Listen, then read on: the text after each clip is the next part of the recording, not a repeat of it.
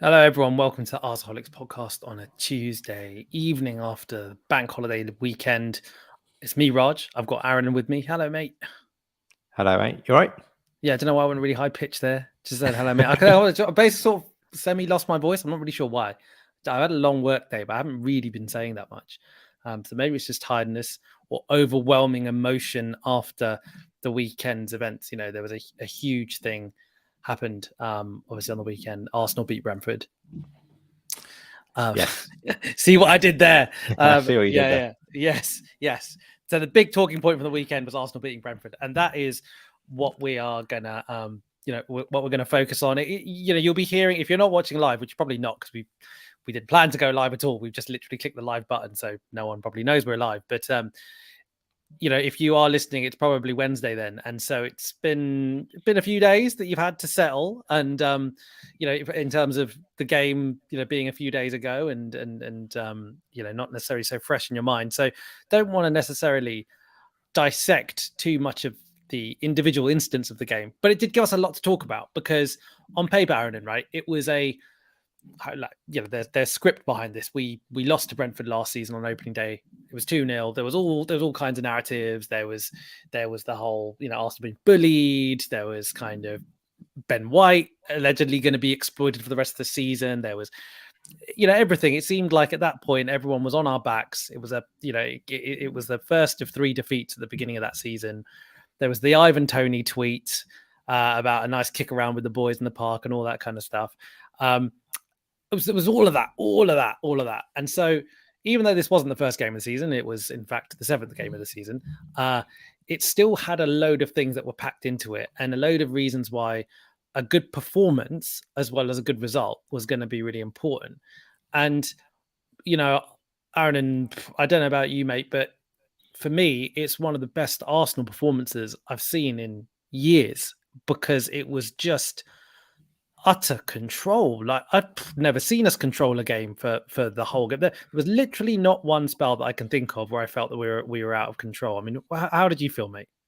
Yeah, no, I fully agree. It was one of the best, certainly away performances we've had in a long time. I know there's some of the derby games against Spurs at home come to mind where we were really good, but this was a team that don't roll over easily. And by the end of it, people were wondering, okay, well, why did they roll over? And the fact is, they didn't roll over. We were just so dominant from start to finish. It was basically the perfect away performance. Everything that could go right pretty much went right. We controlled the game. We created chances. We took our chances. We defended well. When we went ahead, we continued to attack. We continued to use possession to our advantage and nullify any threat that they had. And they switched to a back 5, which they don't usually do because they were so worried about us, and they tried to adapt their style to mitigate anything that we could do, but they couldn't get close. And Brentford are a really good side. They've got some good players. They move the ball well. They're tactically always well drilled, but we just were so dominant they couldn't get close. And I was honestly, it was one of the best performances we've had in a long time, and it gives me a lot of hope. And it's just another data point that we are going in the right direction, because I don't think we would have done this time last season. And yeah, like it was. I don't know. I'm running out of good things to say because there wasn't much bad about the game at all. Exactly, mate. I mean, we talk about the fact that going anywhere away in the Premier, anywhere at all, being away in the Premier League is hard, right? But like you say, this is a team that don't really give that much away. We don't have much to go on in the sense that they've only been in the Premier League for a relatively short amount of time. They finished a respectable position last year, and like you said, I think they made a reputation of being a team that are pretty tricky. And I think the stat is that they haven't lost by this kind of margin at home for many years. So to do that and do it with control was impressive. And what do you think the key to that was, mate? Because you see, at the moment, what gets a little bit frustrating, I don't want to be like the Arsenal fan playing the violin here, but after every win that happens, there's all these reasons that float around in the kind of the Arsenal Twitter sphere and the punditry and the pundit class, if you like, and whatever, which is around why, for whatever reason, the win wasn't that impressive. Yeah. So when we went away at Palace on opening day of the season, the narrative, it's Friday, it was like opening night, it was under the lights, one of the most vociferous fan bases around. So on paper, it was really hard. But then after we won, it was a bit of our Arsenal really lucky that Palace had a really bad pre-season. Arsenal were really lucky that, that Palace didn't have a forward or whatever, like random things like this. I think, okay, and then as we know, every result we've had this week this season has come with a caveat. And with this game, I mean, it was bizarre for me because it felt like what people were saying is, it was an early kickoff, and everyone knows that early kickoffs mean that the atmosphere is not as good, and so Arsenal got lucky, and actually because of the Queen's death, and that created a somber mood, and so Arsenal were lucky. I mean, was that the reason we won 3-0, mate? Or I mean, was there more to it? Man, I think there's, you could probably give it a 1% factor that moving the kickoff forward like earlier 2 hours maybe had a tiny impact, but the crowd was a little bit quieter than it was. In terms of the Queen's passing having an effect on the crowd, I don't think so. It's been about a week. I think if the game was at the Emirates and we were playing Brentford at home, would we be quieter if we were at home going to the game? No. So I don't think it had an effect. I think what possibly did help us was the fact that we didn't have a game. What certainly helped us, the fact that we didn't have a game on Thursday. It meant that the players and the coach had a week to prepare for this game, and I think that showed. I think we were fresh. We knew what we were doing. We knew, I don't know when we found out that the midweek PSV game was getting postponed, but it just meant that we had all the time to prepare tactically. And I think that showed because we were very much drilled. We knew, every player knew what they were doing, and that certainly benefited us. But no, I think just the fact that, Brentford is a team that, they get their fans up, and it was honestly silent by the end. I genuinely think that their fans were, they probably didn't know what to do because we scored at all the right times. I don't know, I can't remember exactly when we scored the third goal, somewhere early on in the second half. And then from then on, we just killed the game by keeping the ball, and we gave them nothing to get excited about. And that was what I was so impressed with, because we've seen us do it so often that when we go in front, we just sit back and we allow the opposition back into the game. And we did that so many times last season when we go in front and then we let them back in and then we freak out. But it's just another sign that this team are learning from their mistakes and learning from the errors that they made last season, which is go in front, keep the ball, take the game to them, get a second, and then get a third, and then the job's done. And I was so impressed with how we did that. Yeah, the common point from this game and the Palace game away, and the reason I make those comparisons again, away from home at two teams which have these big, scary kind of atmospheres, is we started the game like mentality monsters, right? We started the game at 100 miles an hour on both those games. And they always, from the beginning of time, people have always said, how do you deal, as an away team, how do you deal with a home crowd? You silence them. Silence the home crowd early. Yeah? And you do that basically by just keeping the ball and dominating, right? And within 2 minutes, I remember, arguably our best move of the game was, in the first couple of minutes where, if you're a Brentford fan and you see that happening to you immediately, you probably feel it's going to be a long day. We've been there, right? When we've been at games where we're home to City or someone like that, right? And then, in the first 5 minutes, you see a bit of football and you're like, oh, for God's sake, it's going to be a really long afternoon. That's what I imagine it must have felt like for Brentford. For Brentford fans, you look at it, you're there, and you're seeing us play that kind of football, that playing at that kind of pace, beating the press like we were. I think it's very demoralizing. And I think that is, forget the bloody early kickoff or whatever.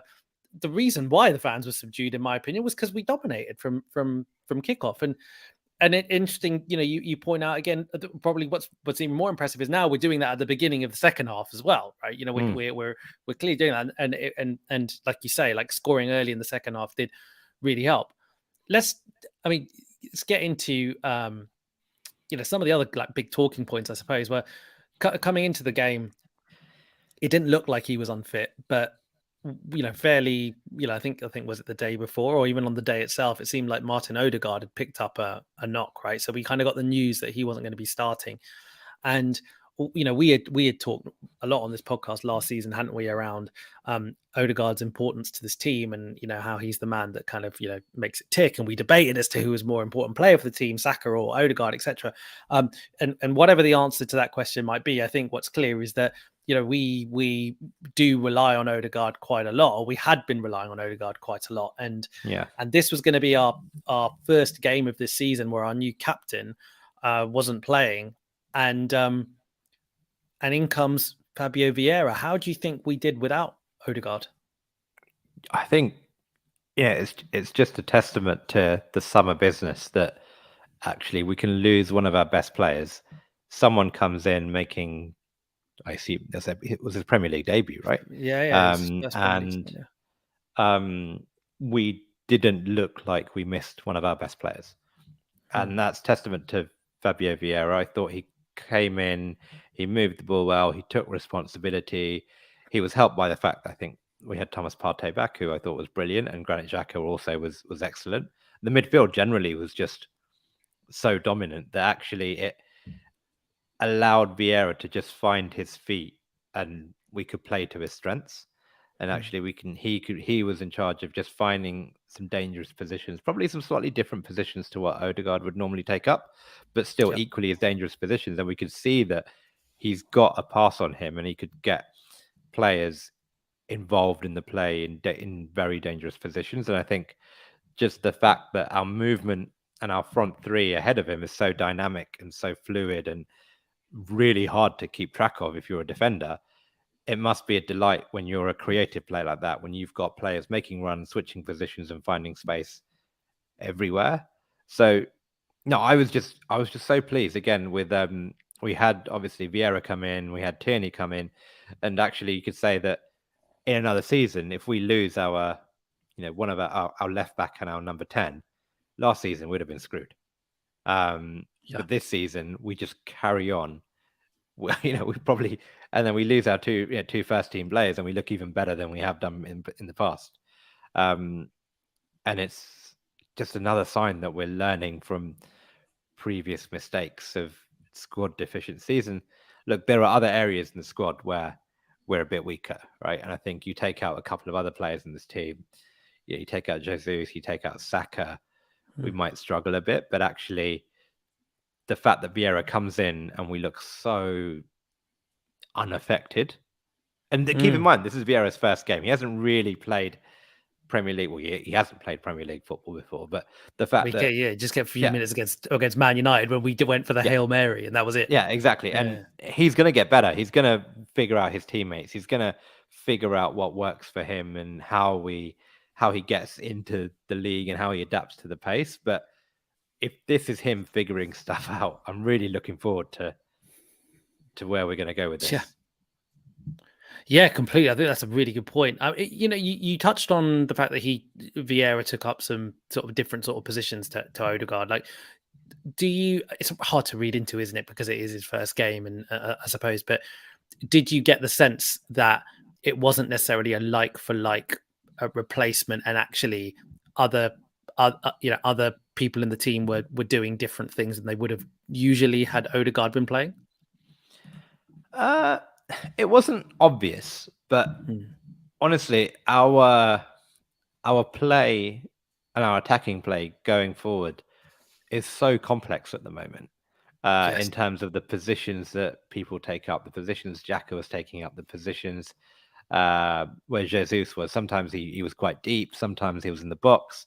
And Saka, Martinelli, Vieira, it's all so intricate and so fluid that it's hard to really compare from one game to another, because the entire plan has nuances that vary from game to game. So it's honestly hard to tell. I think the main thing is that we didn't miss him, and that's good because there are going to be times this season where we have a player like Odegaard's going to be carrying a knock, or he might not be 100%. And actually, if we know that we can bring in Vieira, or we can just interchange, or we can give Odegaard 60 minutes and take him off early, and not feel the pressure to play him, that's going to mean both players are going to be fitter and competing with each other for minutes and players on the pitch and positions on the pitch. Yeah, agreed. And what a way to mark your Premier League debut with that goal. I mean, it's ball striking at its finest, wasn't it? He just sort of looked up, knew exactly what he wanted to do, bang, post in, and it's really interesting. It's another left-footed goal, right there. I can't. When was the last time we scored a right-footed goal? I mean, it's mental, isn't it? It's like 9 in a row or something like that. Yeah, it's crazy. It's either a header or it's either a left-footed goal. And yeah, I mean, it was a brilliant strike, wasn't it? And there's, our fan base has got into this debate at the moment as to, does he who's better, Vieira and Odegaard? There's been some chat on Twitter about it. The people who seem to have watched Vieira, prior to joining Arsenal, seem to have lots of views as to what he could bring to the team. Is it just a case, mate, that we just need to enjoy the fact that we've got good players and not keep comparing them as to who's better and who's whatever? It's just nice to have a squad, like we have so many games, and look, if we get to a big final, then we can debate who should start in the final. But let's be realistic. Before this, players are going to be injured. Players are going to have niggles. Players are not, players might be a little bit more suited to one opposition team than the other, and we should just celebrate the fact that we can rotate and not see a huge drop off in quality. Personally, I love Odegaard. I don't know a lot about Vieira. I'm still reeling from the surprise of when we signed him out of the blue. So I know nothing. I'm not going to pretend I was a big Portuguese league watcher. So I'm going off what he's come very highly rated. His YouTube videos look very good, but I don't really know what his game is and what how he deals with defenders who press, how he deals with pace and all that stuff. But I've been very, very impressed so far. Yeah, and another thing that I was dwelling on, after the game was just how good Gabriel's performance was. I personally think it's the best 90 minutes I've seen from him in an Arsenal shirt. And I was wondering, do you think he's benefiting with the focus being on Saliba? Everyone is talking about William Saliba at the moment. That's all, people just want to talk about, is he as good as everyone thinks he might be, this prodigious talent? And, that seems to be the focus. Is he benefiting from this, do you think? Because he's kind of just going about his business, and against Ivan Toney, who's a tough striker to play against, just been called up to the England squad. He's a tough striker. Toney didn't get a sniff, did he? He was very good. I think my view on Gabriel is very much he's always like this. He has his moments, doesn't he, where he'll just very rarely, he's not a Mustafi or anything, but he does occasionally have those lapses in concentration. And then when he does, sometimes things go wrong, because that's the nature of when you're a centre back and you lose concentration. But 99% of the time, he's just very good. And people do, call out that 1% where he does you're just like, what are you doing? Like, why are you doing this when you're pretty much world class any other time? But the minute he cuts those out, and if he doesn't have that, he doesn't have a game where he has a brain fart, he's excellent. He's up there with some of the best defenders in the league, and his game is such that he's almost having to take this senior role within the back four.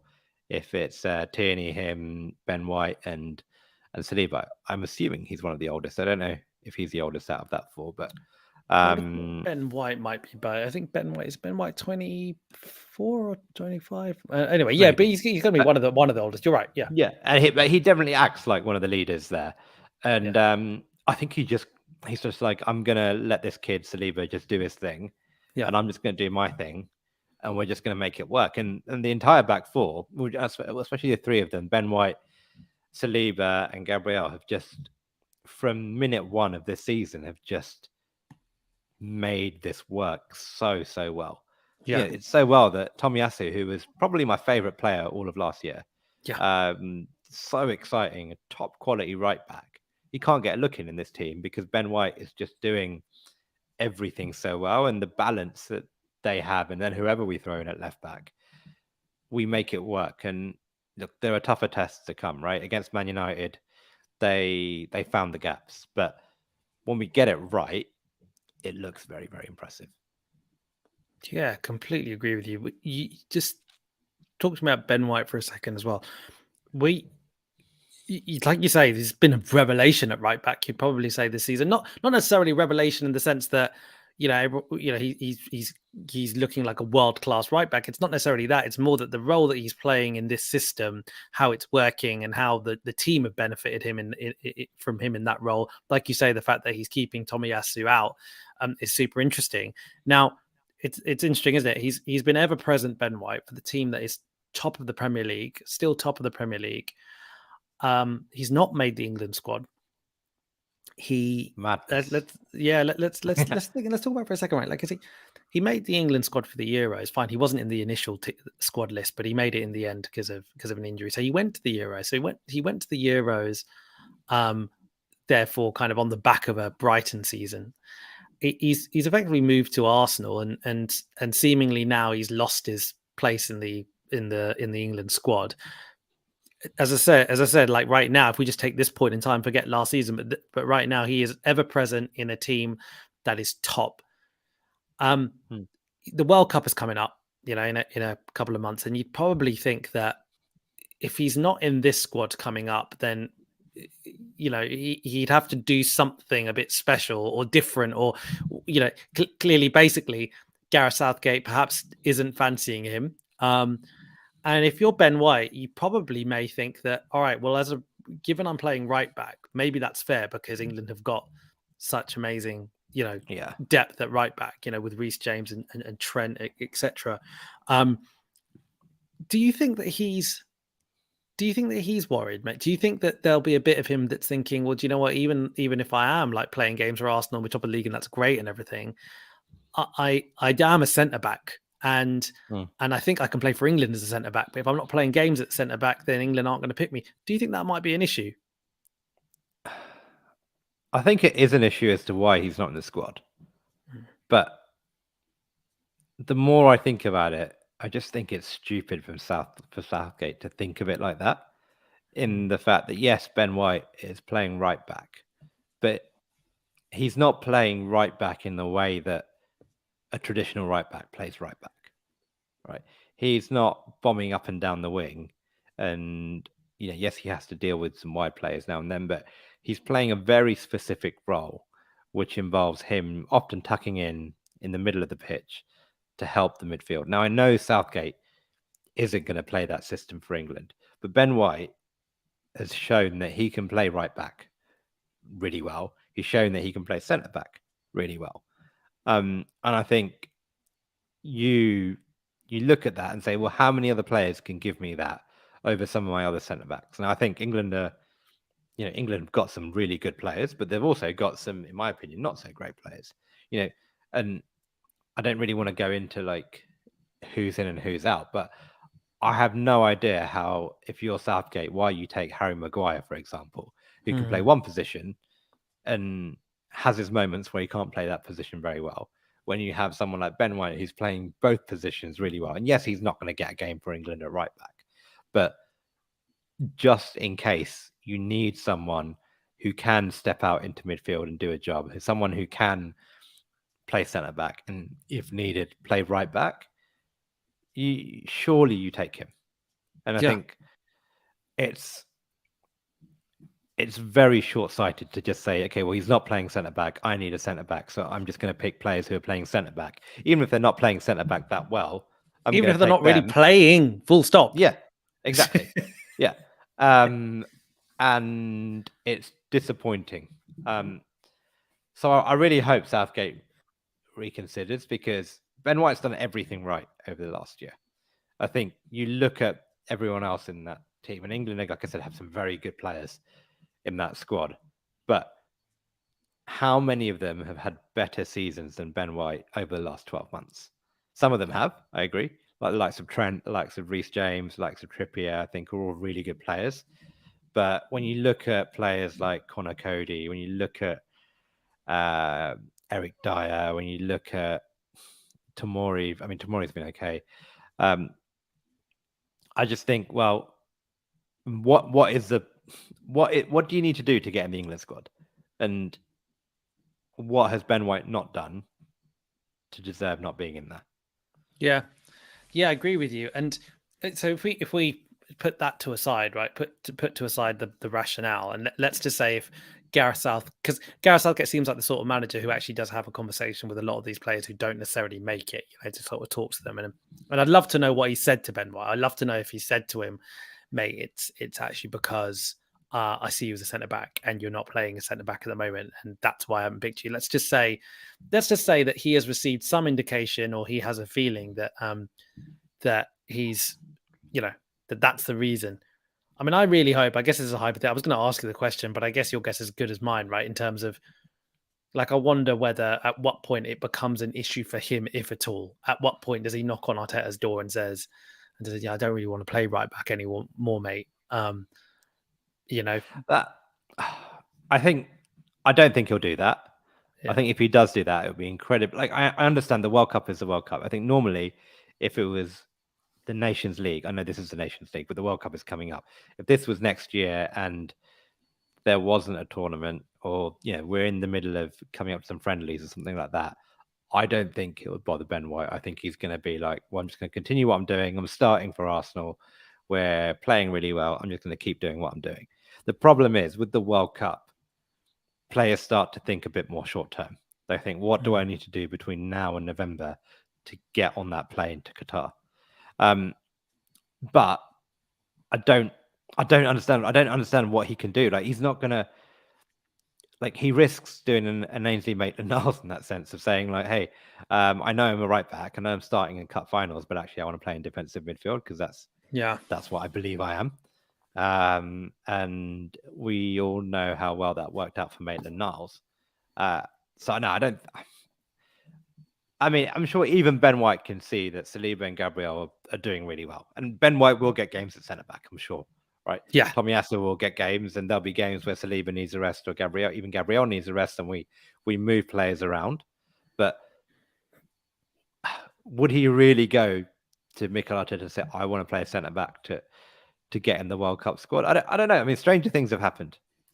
Players are quite short-sighted, and the World Cup makes players do and ask for things. But the sensible thing here is for Southgate to see that just because he's playing right back on a formation chart, A, he's not really playing and doing what a traditional right back does, but B, he can still do a really good job at centre back for England if he's called up. Yeah, no, I agree with that. I agree with everything you say. I don't think it's something that he's gonna, think. He's gonna be disappointed he's not playing for England. Don't get me wrong, but it's also, I think, different when you're playing out of position and your team are struggling a little bit. It's probably all those things that annoy. But when your team are top of the league, yeah, you're not gonna. What are you gonna say? Like, this is. He's playing in a great team. We're playing great football. The better Arsenal do, and the more minutes he gets, even if it is at right back, I think at some point there'd probably be. Yes, it's annoying that this World Cup is coming at this point in time, but if Arsenal are playing Champions League football and Ben White is regularly playing for Arsenal, I'm sure that's going to put his international career in good stead. And it's interesting though when you kind of look around the pitch, because you've got just all these players that seem reborn in some way. Like there's an element to their game that's been tweaked, that's been changed. Granit Xhaka is one, right, who we've talked about quite a lot, but another just phenomenal performance from him, against Brentford. He's getting to the point now where even opposition fans are turning around saying, "Do you know what? Actually, Granit Xhaka is quite good." My Prash, our friend Prash is a Chelsea fan. He said the other day, he goes, "I can't believe I'm saying this, but Granit Xhaka has like really impressed me this season." And I think a lot of Arsenal fans are saying the same thing. Like I think a lot of Arsenal fans, right? Like even ones that have criticised Xhaka for certain reasons, like we've criticised things that he's done and ways in which he's mistakes that he's made, etc. When he's on the pitch, whatever. But I think most Arsenal fans have always seen good qualities in what he does. But what's just phenomenal is I guess this system that now Arteta is playing, where he is kind of this he's playing in that final third a little bit more, is super interesting, and I think that's probably one of the most fun things about the Arsenal side for me right at this moment in time is that rebirth thing that so many players just getting that extra little bit of level and you know what, like things just seem to be working in a really interesting way, right? Like so. If you look at Arsenal's, it wasn't so long ago we were complaining about chance creation. It wasn't so long ago we were complaining about things like, just players getting in the box and all that kind of stuff. Right now, we score every single type of goal. We are such a threat from set pieces. And from open play, we've got I think we've got 3 of the top 10 chance creators in the Premier League at the moment. I think this season, Gabriel Jesus, Martinelli and Saka are all in the top 10. It's all going really well. I mean, it's nice to reflect on being top of the league, whenever. But it's 7 games now, 1-6 draw, 1-6 lost 1. We played more away games than we have home games, which I think is really good.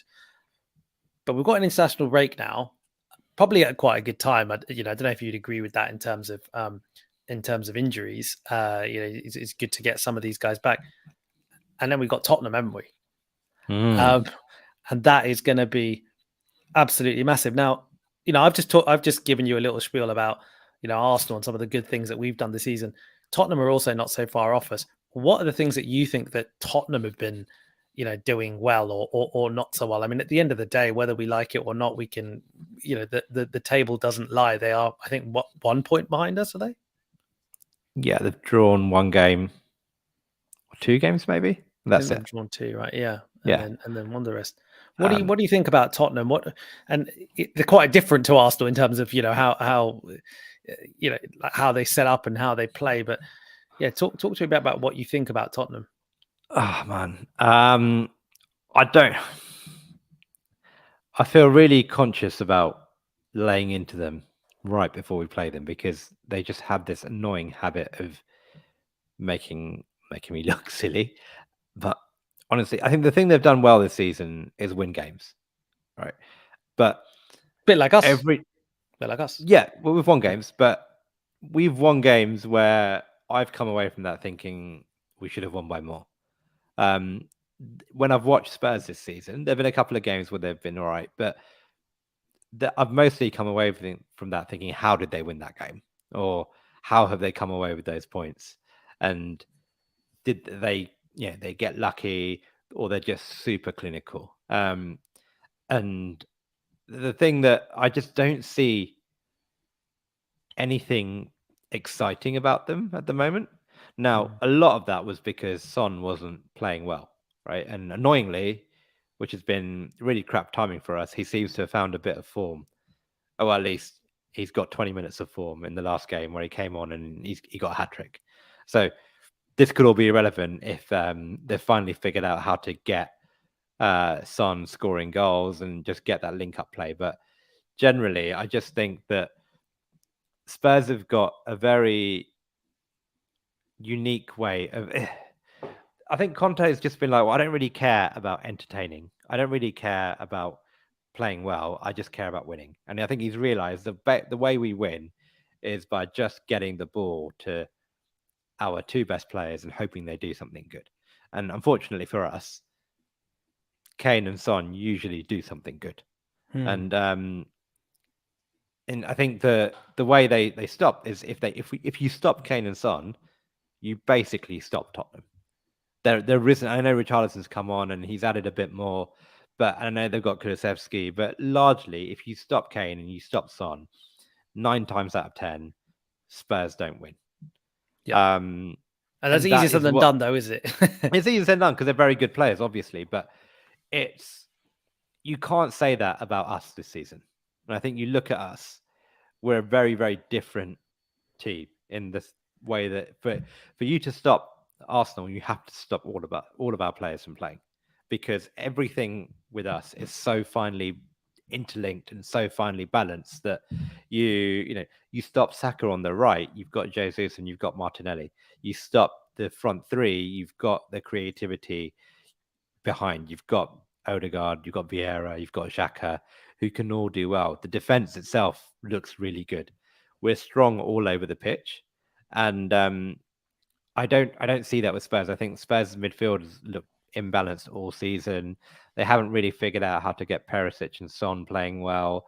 Again, I know Bentancur's been doing all right and has been getting goals, but when Basuma comes on, Basuma hasn't really worked out really well so far, for example. So they don't look balanced, but they're still finding ways to win, which is really, really annoying.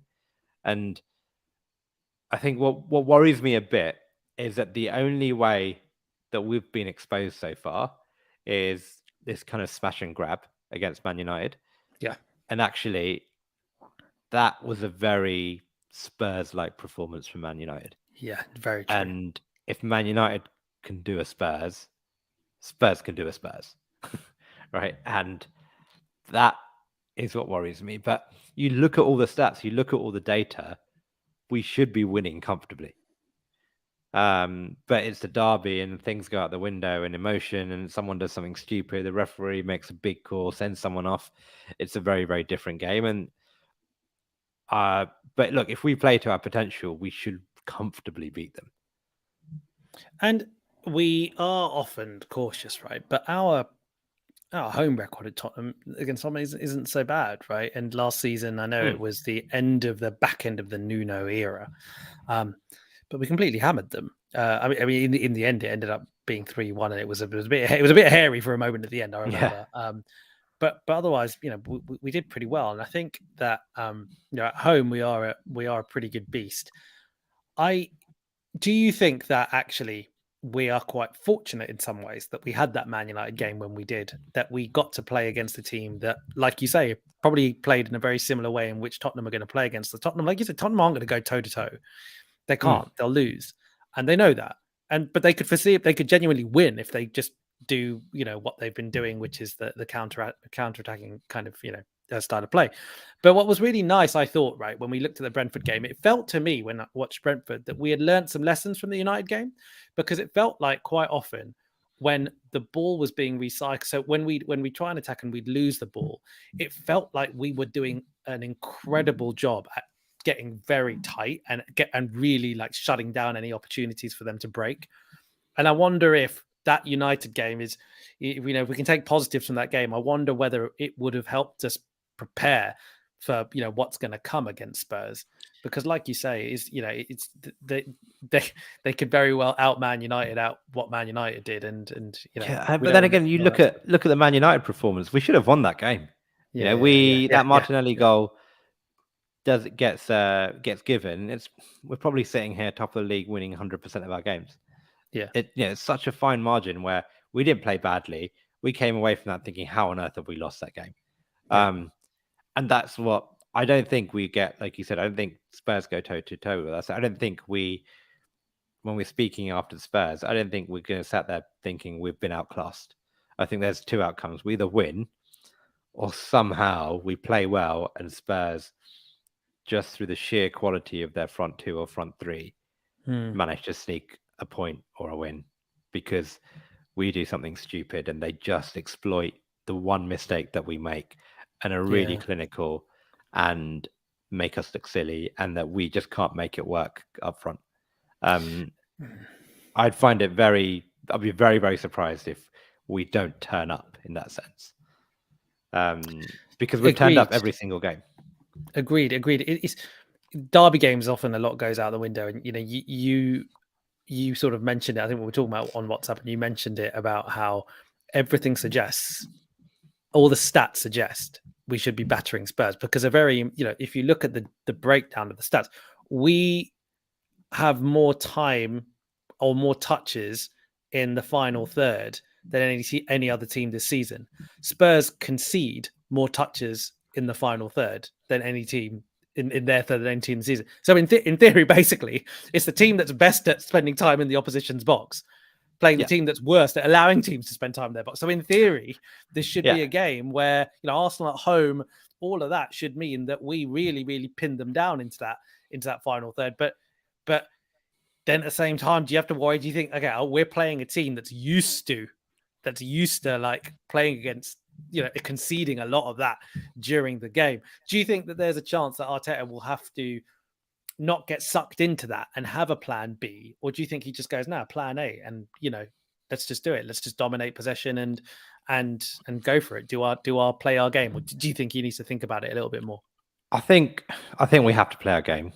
Like, I think there's probably some work we have to do in how we deal with the transition, because Spurs will transition quickly from back to front, and they'll know that is how we've been beaten before. But I think we can, with hopefully Partey comes is fit, and I know there's some doubts over if he's going away on the international break, but if we can keep our players fit and we prepare for a quick transition, we've shown we can deal with it, right? And actually against Man United, 9 times out of 10 we did deal with it.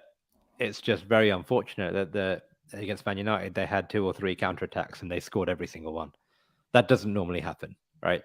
Again, but going back to Spurs, it's Spurs, and they are a team who are very, very good at, they get one chance for Kane or Son, they'll usually make that count. So we just need to be disciplined. And like you said, it'll be a case of, are we clinical when we're in their box? Because we'll get chances, we'll get into their box. The question is, will we be stupid like we were against Man United, or will we be clinical like we were against Brentford? And I'm hoping that the players take their chances and we do well. There's a rumor that Hugo Lloris has picked up an injury. Oh, really? I don't know how solid that is, but there's a rumor that is, you know, maybe it's one of those games where, you know, a few things go our way in that way, because you certainly hope that it doesn't, you know, that we don't suffer a couple of key injuries during the international break. As you mentioned with Thomas Partey, he wasn't available when we played Spurs last season away, you know, in that crucial game. And it was pretty costly, I think, you know, in the end. And we saw against Brentford, I think, you know, a really, really good version of Partey, you know, and him and Jack are just absolutely.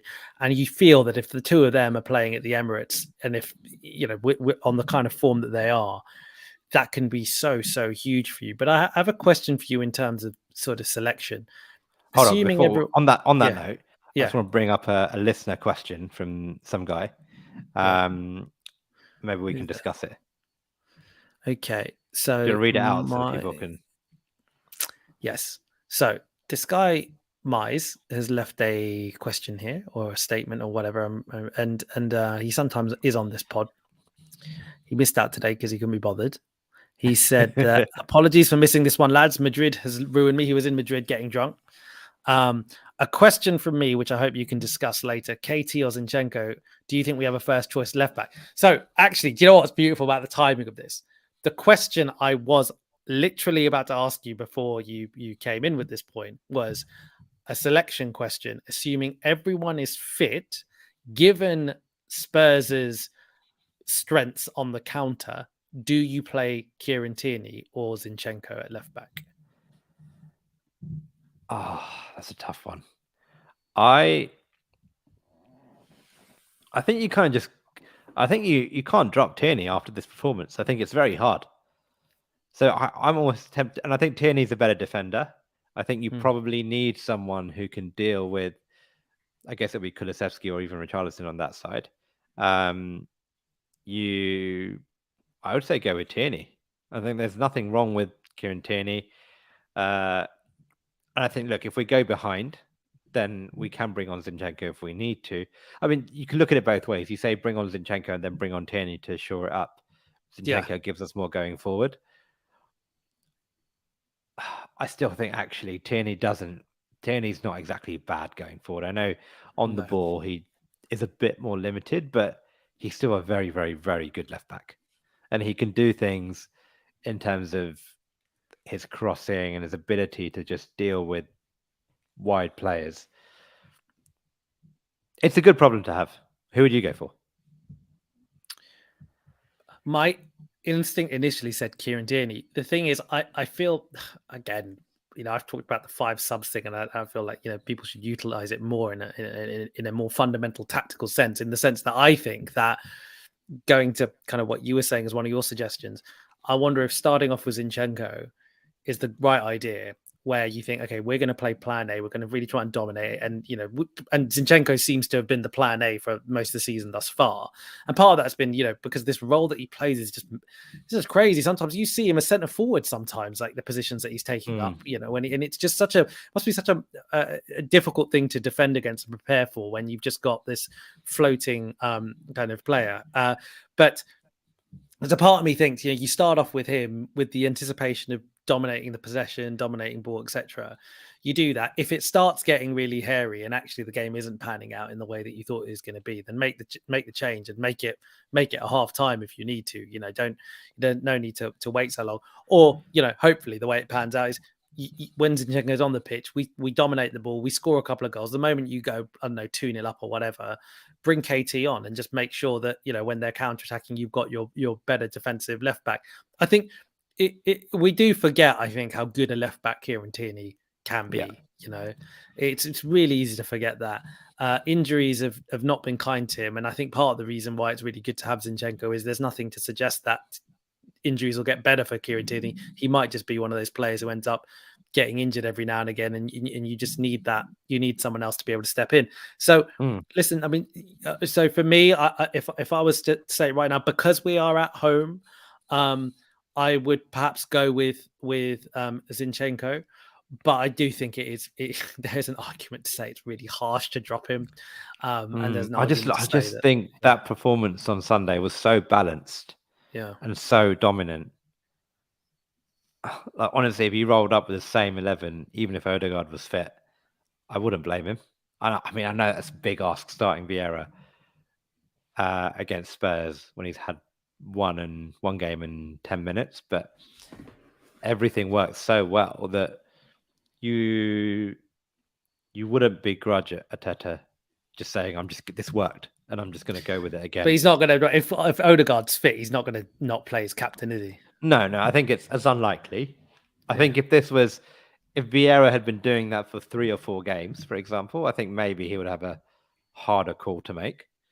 Yeah. But the fact that Vieira's just had 1 game and it's Spurs, you play your captain. And Odegaard usually has a really good game against Spurs. So it's a good problem to have. And look, if we can have Kieran Tierney, Vieira, and Ketia all on the bench, then they're good options to bring on. Yeah, absolutely. So Miles, I hope that kind of did answer your question. And I think that I think the answer is I personally don't think we've got a first choice left back, and I'm cool with that. I think it is really a situational thing. I really would like, if the more. I almost think you could probably say, we go away from home, you play Tierney. You play at home, you play Zinchenko. I wonder if maybe that's how we do things going forward. I think they're both really good. But I do think that Kieran Tierney is the better defender. And so I think in the games that do call for that, personally, I think he's the one that I would go for. But what do you think, Aaron? Do you think that we have a first choice, or do you think it's basically like that? I think it's just there's going to be players coming in and out of fitness. I think we just go with what works. Again, I think because we're at home, I think he probably goes with Zinchenko. But I do worry a little bit about Zinchenko defensively. And if we do get caught, would he, if there was a situation where he was one-on-one with Kulusevski, Richarlison, or even Son, if he's moved over to that side, or just running at him, how would he do? I'd rather Tierney, but against a quality wide player, any fullback will struggle. There's an argument to say that we play Tierney and someone's running at him, he gets beaten. So, it's about balance. Yeah, absolutely. Well, look, really, really looking forward to that game. Oh, question. DWT, don't waste the tweet. How's it going, mate? I was wondering. I was like, who is this? Yeah, how's it going, mate? I hope you're good. Long time no hear. You're saying Arsenal have a squad, need a squad when they can bring in players and the drop off is minimal. Tomiyasu, White, KT, Zink, give us that, right? Yeah, man, totally. Like, I think this is the point, right? Like, this is one of the best things about when you compare this season to even this point in time last season. We were so every time Tomiyasu looked like he was out of the team or KT or looked out of the team, it was like doomsday stuff, right? There's no massive disrespect to Tavares and Cedric, but like it's not the same, is it? Like right now, like to think that we were on the weekend, for example, when it looked like Zinchenko was out, and we're like, oh god, Zinchenko's out, what a shame. Oh, I guess Tierney's gonna have to come in. My god, like what a contrast to last season, right? And it is amazing. And this is what the top teams have. You look at them and they all have that. When we say top teams, really like the two that you've got to look at are Liverpool and Man City, and they're a bit Man City's ability to just kind of to not be fussed when a first team player is out or injured is just phenomenal. And ultimately, that's what we have to aspire to, right, Aaron? Yeah, I think. Look, we're a little way away from Man City, who can literally bring 3, 4, 5, 50 million players off the bench and still have a couple that probably won't even make the match day squad. But look, like I said, there are probably 1 or 2 players, I think, well, if they suffer an injury where they're out for 3 or 4 games, then we'll be in trouble. I still think Jesus is the big one that really worries me. I know Eddie can do a lot and he's come off the bench, but he offers us so much that I think without him, we drop off a bit, like a significant level. But everywhere else, like the centre backs, the right back, left back, midfield to a certain extent, number 10, it just looks very, very, very balanced. It looks balanced, and it looks like it's just a well-oiled machine. And it looks like when I think that, again, the most fun thing about seeing the team without Odegaard and how well it did was just how it felt. Like we have a style of play, we have an ethos, we have very specific rule sets. Yeah, so true. DWs are so true. Yeah. Like honestly, let's all fingers. I'll just finish my point, and there is a Jesus point about missing time that I want to make. But one of the most fun things that you're watching last moments, interchangeable cogs. Everyone feels like they know exactly what they need to do if they are in any position on the pitch. It's the understanding's phenomenal there, and who knows, right? Let's get into that Jesus point. With Gabriel Jesus, who knows? We thought that taking Odegaard out of the team would potentially make a big impact, and obviously he's a great player and stuff like that. But the team coped, and you wonder now whether the team is oiled enough, well drilled enough that if Jesus is taken out the team, for a game or two, and just you replace that cog with an Eddie or whatever, the team finds a way because they are just so in sync. Everyone knows what they meant to do. They're able to bring the best out of each other and compensate with one another, because the fact is we may soon have to be without Jesus for a game or so, because Jesus is 1 yellow away from a suspension. Yeah, I thought that yellow he got on Sunday was ridiculous, by the way. Yeah, ridiculous in the sense that he didn't deserve it, or he didn't deserve it. Like he made one foul. It was a very minor foul in 88th minute or something, and he just gets a booking. I think that the commentator, who I thought was actually talking a load of nonsense on Sunday, said he'd been making a lot of fouls all over the pitch, but I don't think he was. It just seemed like actually the referee was probably a bit bored of us just passing it around. Yeah. And he was just like, I'm gonna get this. I'm just gonna book him because I've got nothing else to do. What did you think of that, mate? There's that. Did you see that stat floating around that Gabriel Jesus has played 7 times, seven appearances for Arsenal? I want to say it's 7 starts, is it? I can't remember. So basically, the point is he's got 4 yellow cards in 7. Yeah. And he had 1 yellow card in about 26 games for his last 26 games for City. What do you think that is? Is that referees just kind of? Is it easy to get? I don't know. I don't want to bang on the claim that there's an agenda, but that's a bit weird. It's a bit weird. I don't isn't it? think there's an agenda, but I do think it. I think subtlety of like when you say like we get harshly treated by the referees, I don't think it's the big calls. What I think it is these little yellow cards that actually we make one foul and one of our defenders are on a yellow, and actually then they're up against a winger. That winger has a considerably easier game, whereas the opposition defenders have to make 3, 4, or 5 fouls before they get a yellow, and have to defend against Saka and Martinelli on a yellow.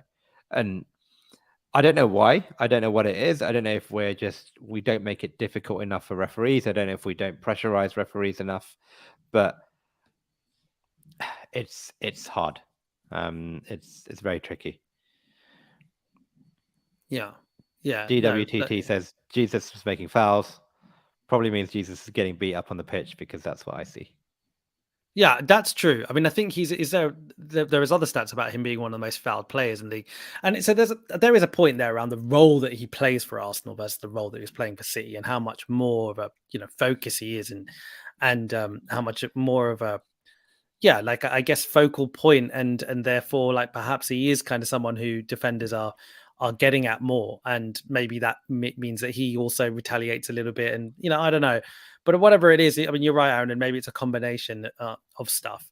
Before, very quickly, Yeah. so there were some comments in the chat. So when we started talking about squad depth, we did have this question that you might want to read out as well. So Gudgeon says, "Hello, boys. Where should our priority be in the upcoming transfer market? Upcoming, so January, right? It's a really interesting one, because you've got the World Cup, which plays such a huge differential here, that so many things could happen in that World Cup that we're just not, we just can't predict. It could be an injury to one of our players. It could be an injury to more than one of our players, but it could also be something which suddenly a player like suddenly comes into the spotlight, and it's a player that maybe the top clubs weren't looking at before, but all of a sudden they have a good World Cup, and they're in demand. I think what's interesting, right, is about we've got a bunch of games left, then we've got the World Cup, then we've got 2 games, and then it's January, right? So it's a very interesting kind of moment. You've kind of got this moment of like right now to look at our squad and to think what we need versus what we think we might need on the 31st of December, I think are two completely different things. So Guardian, to answer your question, if I'm just going to base it on purely what we know now, like if I think if I look at our squad right now, I think it's got to be either a central midfielder or a right winger. So it's basically the same stuff, I think, that we were talking about before. And I think because we've seen, right, like Partey and Xhaka are this phenomenal duo. I do still really like Lokonga, but I think he's raw, and I think I still think he has some way to go.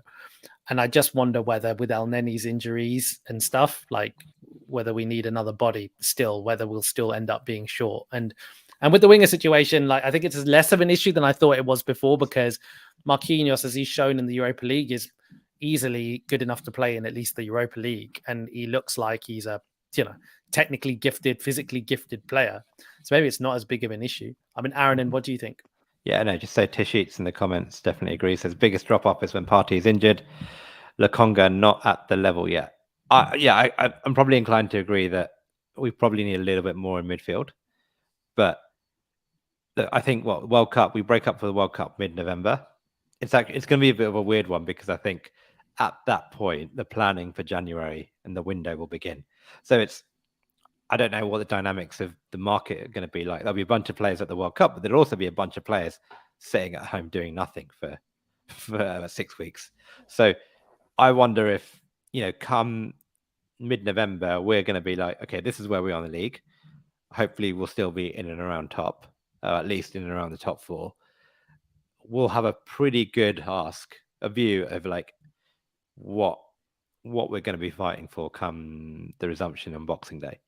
And actually, dare I say, a smart club probably has a player then ready to go January 1st. And if that player isn't at the World Cup, there's no reason why you can't have talks with that player. There's no reason why you can't just have a chat with that club, because, it'll be weird. It'll be different. It's not normal. And actually, maybe clubs will be really willing to talk and just get their house in order and get their finance in order because of this mid-season break. And yeah, there'll be players that come in at the World Cup, but actually it'll be different. And I think we can't base any previous seasons, any previous normality in terms of what will happen this January, because honestly, if we're in and around first or second or third and we're 2-3 points off top, then actually maybe we say, actually, look, let's just go and get that central midfielder. So if Partey gets injured, or if Lukonga isn't doing what he's doing, and if we're in with a shout of the Europa League and the Premier League, or the top four come March, April, May, we have the squad to go the distance. It's hard, isn't it? Like, because I agree with you, but it's a similar debate as to what we had last January. We talked about last January about, do you just go for it? Do you try and get the top four? And then we've talked about this summer, the fact that, we bought Jesus, and would we have bought Jesus if we had bought some other striker last January, even if it was only for about 20 million? I don't know. Maybe we would have, but there's a lot of hypotheticals. We'll never know. But I do. Look, I still look back on January last season and think, if we had bought someone, we might be playing Champions League football this season. And whether that would have allowed us to get Jesus in, get Vieira in, get deal with all the new contracts that we need to deal with, who knows, right? We don't see the books, we don't know what the finances are like. But I think there's going to be a bit of regret floating around last season to say, actually, we were really close last season to getting Champions League. And we didn't. What if we're close this season? It's quite possible the reason why we didn't really pull the trigger on people like Tielemans and Douglas Luiz was because we knew that they would be in their last 6 months in January, right? Yeah. So it's quite possible that actually the plan is to get one of those players. If we genuinely thought that they were players that, we wanted to play for Arsenal, and it sounded like, Arteta and Eddie did like them, they may well just go in January. I don't think Villa and Leicester are in a position to be letting players go for a free. Leicester certainly are not in a position where they can afford that. So we can play real hardball when I think it comes to someone like Tielemans. I wonder though if other clubs like Liverpool, given their central midfield kind of challenges, may compete with us for a couple of those players. But we'll see. I do agree with you. I think that the regret from the last January, if there is regret in Arteta and Eddie's mind, that it may influence kind of them doing something. I just really hope that the more and more I think about where our squad is at the moment, mate, and I think about the age profiles, I think that what would be great is if we try and proactively address the central midfield succession plan. Yeah, like Partey and Xhaka are two of the older players in this team. Yeah, very soon they'll both be 30. I think one's 29, one's 28. I want to say, right. So it's not that long before they start sort of turning 30. Yes, okay, it's not the biggest deal. It's not the end of the world. Players are much fitter now, but I'd quite like to see us go in for a big, real top quality central midfielder before we really need a big top quality central midfielder. Like, I'd rather it was addressed in a slightly more proactive way. So therefore I wonder whether, if it is a case about saving money, if that is what it's all about, think of it this way, right? In the summer, if Arsenal play Champions League football in the summer, which is looking at the moment like it's a genuine prospect, it's, you'd probably be very disappointed as an Arsenal fan at this point if we don't finish in the top four. It's possible, but if we did finish in the top four, we're a team, who are playing Champions League football next season with a really exciting project full of young players who are clearly playing good football and clearly going places. There are some of these big name central midfielders who, are going to be up for sale. Like, you've got Declan Rice, you've got Bellingham, etc. And at the end of the day, big. but I mean, here's the thing, like it's easy. So now we're not playing European Champions League football. So obviously for me to say, oh yeah, we should be targeting those players, I think is a bit ridiculous, because why, if you're Declan Rice or Jude Bellingham, why, if you're those two players, would you go to Arsenal right now when you can pick anyone, right? Fair enough. But if Arsenal are playing Champions League football with a very young team, you feel like that actually the level's only going to get better. So therefore you're going to be playing Champions League football. You put money on playing Champions League football more regularly. Wouldn't you, if you are one of those players, go, okay, look, here's a great opportunity to go into a side that's going places, that is already playing Champions League football, that, you know, has a great identity, playing really good football, all that kind of stuff. Like, you know, why not? It may come down to money, right? And it may be that, you know, a Man City comes in and goes, actually, do you know what? Like, forget it. We need Jude Bellingham, and, you know, we need Declan Rice or whatever. But, you know, so I feel like if there is any element that we need to compete financially, and if that can be through doing some prudent things in January, then I wonder if that will come into play. Yeah, I agree. I think we've said this a few times. The players that we've signed this year, they were sold a project. I don't think that project was, we are going to compete for top 4 for the next 5 years. I think the project is, this year we get top 4. We should have got it last year. We didn't, but this year we're definitely going to get it. I think it's so important that we get top 4 this year. Because if we don't, then you really question the progress that this club is making, and if it's making it fast enough. But let's assume all goes well and we do get top 4 this year. The question is going to be to the players, look, we said 2 years ago we're going to get close. We said last year we're going to get top 4. This year we're going to push to get closer to the top. And then in a year's time, it's about building a title challenge in 2 years' time, etc. I don't know what they've been told, but it's more than just top 4, right? Jesus isn't coming here to compete for top 4 every year. So totally look, and those players, they might be receptive to that kind of stuff. Yeah, agreed. There's something we haven't touched on, and it'd be totally wrong to not touch on it. So let's just spend at least 5 minutes talking about it before we wrap up the show. We have now the youngest Premier League player of all time. We had a debut this weekend from Ethan Nwaneri. I hope that is the proper way of pronouncing his surname. I'm sure we'll find out, because I'm sure he'll be a player that's talked about more and more. But it took a lot of people, including most of us Arsenal fans, by surprise, because we'd been hearing a lot about many other young players recently, I think, over the last year. Taylor Keto-Hart was one. Keon Edwards was another one who sort of recently has been kind of really in the limelight as a striker, who's doing so well. And as you know, we've talked about Balogun and Beereth and players like that in the past, Marcelo Flores. We hadn't really talked or heard too much about this other kid, this Ethan Nwaneri, who is 15 years old, has been playing minutes in the under-18s. He's on the bench against Brentford. And there's talk about, wow, Arsenal named a 15-year-old on the bench. Now, one of the things that I think we've talked about with regards to Arteta has been, quite frequently he's got quite a few young players on the bench, and quite often, like even when we are 3-0 up or 4-0 up, he tends to kind of, I don't know, bring Rob Holding on or El Neni on, and he doesn't give one of these. But against Brentford, he brought on Ethan Nwaneri and made him the youngest player ever to play in the Premier League at just 15 years old in 100 days. This kid was literally a child. He's too young to get changed with the rest of the team. You know, he has to get changed on his own because of safeguard. Yeah, because of safeguarding. No issues. way. Yeah. He couldn't. He's not allowed to train with the team. He's in year 10. The kid's in year 10. He was 12 years old when COVID started. You know.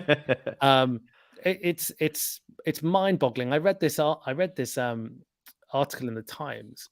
I didn't read the whole article, in fairness, and there was this thing about how, you know, when he was applying for a school scholarship, I think he was playing in it. I think it said he was playing in his school team or trying out for the team for the scholarship. But anyway, basically what it said was there were other players there playing on that pitch who were attached to big clubs. And they had to take Ethan Nwaneri off the pitch because it was just too unfair, and other players couldn't touch the ball. They couldn't touch the ball. These are players already attached to big clubs, and they had to take this Ethan Nwaneri off the pitch because he was that good. it's amazing, isn't it? It's such a big part of our history, isn't it, Aaron? And having young players come through. We've already got the youngest squad in the Premier League. Southampton are sort of competing with us at the moment for that title this season. But right now, I think it's still us. And to give your debut to a 15-year-old when you're top of the league, it's pretty mental, isn't it? Yeah, it was nice, I think. And I think that's kind of all it is. I'm not reading too much into anything else. I think the fact that we were 3-0 up, totally in control, and that very rarely happened last season, to be fair. We were always clinging on, defending a lead. If it was 1-0, there's no chance he's coming on, right? Even for 30 seconds. I think just the fact that we were chilling, game was done, game was won. Brentford had given up, their fans had given up. I just think Arteta thought, you know what, why don't I make some headlines here? And if you're the manager, this is basically risk-free PR where you can bring on the youngest ever player. I doubt he's going to get a single minute after this for the rest of the season. Probably not again next season. Probably not even the season after that. Not to say that he won't be a good player. It's just that he's got school. He's got school to go to. GCSEs coming up and all that to focus on. No, I think it was nice for him, right? I don't know what circumstances meant that he was on the bench. Well, this is a good one to talk about because do you see Danny Murphy's comments? Did you say there were other players ahead of him? Yeah, he basically sort of alluded to the fact that this was a little bit weird, and I think there's some fair questions. There's to be asked here. It is DWTT again. I understand why Ethan got minutes, but Susa Smith didn't get any minutes. Yeah, it's a good point, right? So and I think this is what I was coming on to. When you are top of the league and you bring on and you do something like this, the message that it sends out is almost more impactful than actually, the future of this player in a way. Like you mentioned, he may not actually play that much at all anymore, because it says a number of things. It says one thing. It says Arsenal are doing really well, and they still give an opportunity to young players. So you've got all these players in the academy who are right now, from what I understand and what we can see, look at what Chelsea did recently. Chelsea have gone an aggressive hunt for young talent, right? This summer they've signed up a whole bunch of young talent. The competition for young academy players right now is through the roof. There is so much, so many teams are aggressively trying to get the best talent, right? Now, if you are a young player right now, you're looking at Arsenal going, that is a place where I genuinely can get opportunities. I can be 15 years old and I can get opportunities. Yeah. Why would you not want to be at Arsenal when you're a young player? And so, that message plus the message to Ethan Nwaneri, who's, if he's coveted by all these various teams, he's probably thinking, well, actually, Arsenal really do rate me. Maybe I should, sign a professional terms and be and do all that kind of stuff. I guess it is my point, Aaron. Do you think actually giving Ethan Nwaneri minutes was more about all of this other stuff than it was about necessarily saying he is the top? He out of all these other players deserves to be playing right now. Like DWTT said, Suso and Smith are players who I think they've been around a little bit more. Why wouldn't you bring one of those guys on? So is it more about the statement than the player?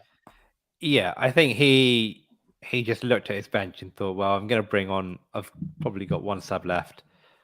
I actually don't know if he could have brought on more, but he thought, well, if I'm going to give someone a minute, let me just give the youngest kid a minute, because that's just a nice thing to do.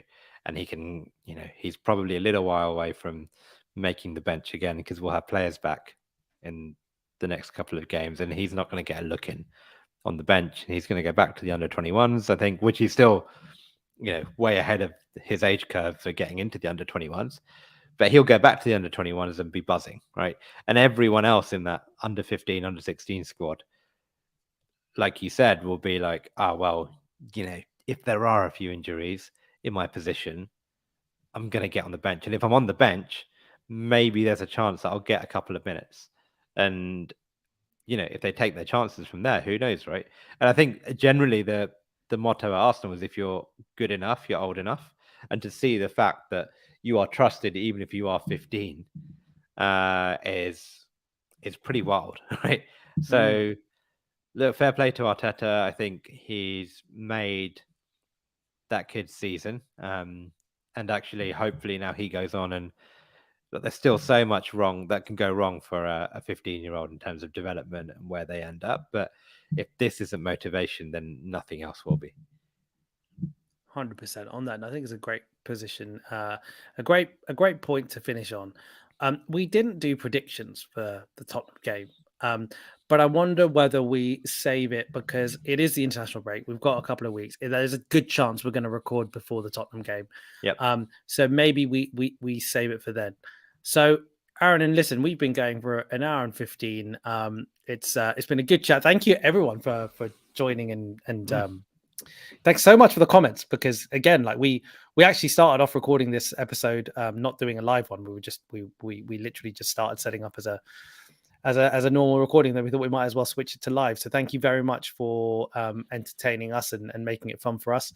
And listen, like we are top of the league still. It's mental, right? Like, I mean, is there any Arsenal fan in the world? Is there literally any Arsenal fan in the world that thought that by the international break, Arsenal would be top of the Premier League? I mean, Aaron, do you genuinely think there was any? No, but to be fair, like I did think this was a possibility, which I was ridiculed for. So if anyone did you is really listening, think it was a possibility? Listen to the season preview podcast where I was ridiculed for my views. But no, I didn't think that was a possibility. No, I think we're on a good run, and I'm just gonna enjoy it. I'm sure it's going to go wrong at some point. Yes. Until then, let's just make the most of it. The main thing is, Gooners, if we do have a bad result, even if Tottenham doesn't go our way, let's not have a meltdown, right? Because it's the really important thing that I think that everyone should realize. It doesn't matter. It doesn't matter who it is. 3 points is 3 points. Yeah. If you beat Man City, it's 3 points. If you beat Fulham, it's 3 points.